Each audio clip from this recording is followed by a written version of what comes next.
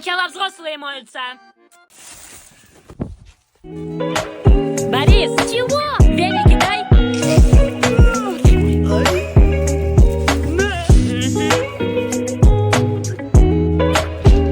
Компотик будет?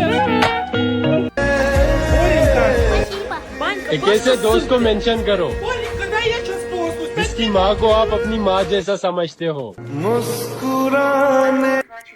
Ой, хорошо намыло. Теперь я? Сейчас подруга моя сходит, потом ты. Галоши только